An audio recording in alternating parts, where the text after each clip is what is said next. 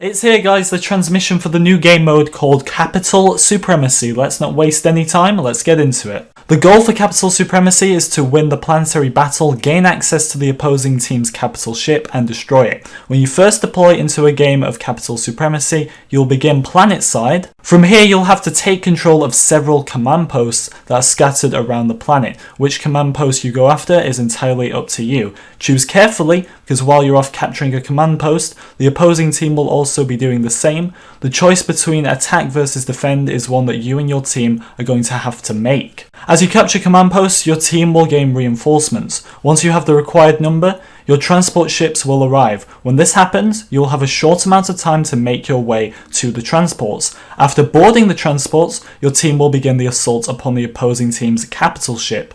From here, you'll have to set multiple timed charges across the ship. Should you be successful in destroying the capital ship, the game will end and your team will be designated as the winners. If you make it onto the enemy capital ship but fail to destroy it, the battle will return to the surface of the planet, where you will repeat the process and attempt to capture command posts. From here, you'll once again need to gain the necessary reinforcements needed to launch an assault onto the capital ships. The match ends when the capital ship has been destroyed. Capital Supremacy is not like any game mode that's currently available in Battlefront 2. It comes with its own rules and gameplay style. In terms of player count, Capital Supremacy will be a 20 versus 20 game mode, meaning up to 40 controlled units at any one time can take part. In addition to this, there will be 12 versus 12 AI controlled units during the planetary phase of the battle. We made the decision to include AI because we wanted to capture the scale of the Clone Wars while not diminishing your odds of playing as the iconic heroes. This is similar to how we use AI within Starfighter Assault to add scale and a feeling of heroism as you cut through them.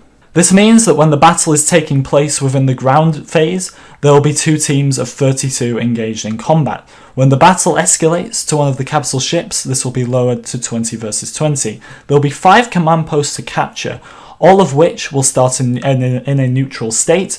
Command posts are placed throughout the planetary surface and can be captured in any order. Holding the majority of command posts progresses your team's attack on the enemy capital ship by earning tickets. Once the team has earned enough tickets, their transports will arrive. For every person that reaches the transport in time, that team will receive extra tickets for their attack upon the enemy capital ship. The attack on the capital ship occurs in 2 sub-phases. The attacking team will have to override one of the 2 doors, and from there they'll have to plant a device to destroy critical ship systems, while the defenders can interact to stop the timer from progressing. They are unable to restart it or reset it, so every second counts.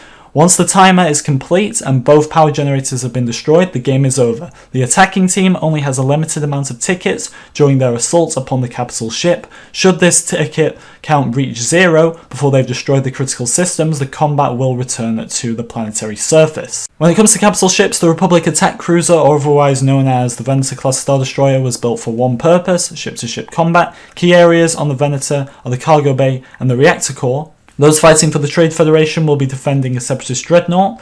This Providence-class destroyer was used heavily during the Clone Wars and was one of the biggest ships in the Separatist fleet. Large enough to hold a blockade almost by itself, the dreadnought's power is to be feared. Both the droid deployment bay and the cooling vent room will be areas of interest while on board the dreadnought. Capital Supremacy will be a Clone Wars experience, meaning that all the heroes and reinforcements available will be those from that era. This is a perfect opportunity to take control of our 2 new reinforcements as well, obviously the ARC Trooper and the BX Battle Droid, and the light side heroes will be Obi-Wan, Anakin, Yoda, Chewbacca, the dark side heroes Grievous, Dooku, Maul and Bossk. At launch, Capital Supremacy will be available in Geonosis. This isn't the Geonosis that you know from Galactic Assault or Heroes vs Villains either. Our goal was to make an environment that was created specifically for the gameplay of Capital Supremacy.